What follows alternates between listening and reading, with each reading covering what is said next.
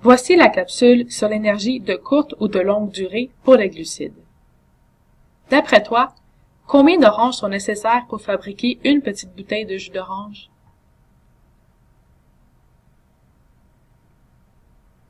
La réponse est 4 oranges.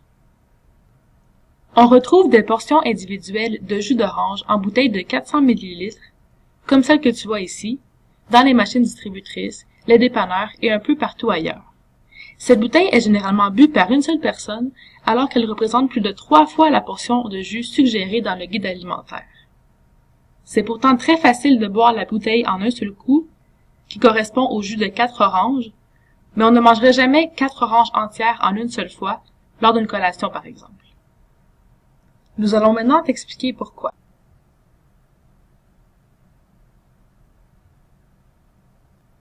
Ce schéma montre l'effet des fibres sur la durée de ton niveau d'énergie.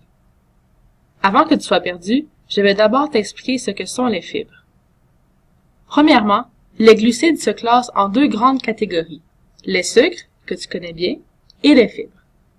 Deuxièmement, les fibres te permettent d'avoir de l'énergie sur une plus longue période de temps, parce qu'elles permettent au sucre d'un aliment d'être absorbé plus lentement par ton corps. Comme ça, ton niveau d'énergie reste plus stable. S'il n'y a pas de fibres dans un aliment riche en glucides, comme le jus d'orange et le pain blanc, tu auras alors de l'énergie de courte durée, comme on le voit sur la courbe rouge du schéma.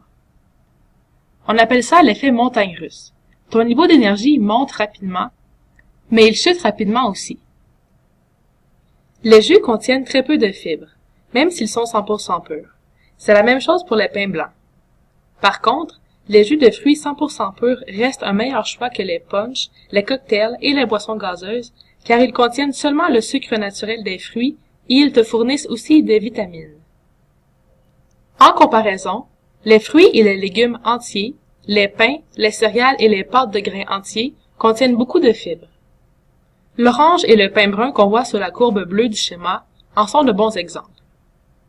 La montagne russe est plus lente et te permet de garder un niveau d'énergie beaucoup plus stable que la courbe rouge. Troisièmement, les fibres ont un autre rôle à part te permettre de contrôler ton niveau d'énergie. Leur deuxième rôle est de prendre de la place dans ton estomac. Cela te permet d'être rassasié pour plus longtemps, de sorte que tu ne tombes pas affamé seulement 1 heure après avoir mangé. Pour finir, les fibres d'une orange ne se retrouvent pas dans la pulpe, qui permet de faire le jus du fruit, mais dans les petites membranes blanches qui entourent le quartier d'orange. Dans le pain brun, ce sont les fibres qui donnent la couleur brune au pain. Ceci complète les 3 capsules sur les glucides, en espérant que tu aies aimé en apprendre davantage sur le sujet. Prochaine capsule, les protéines.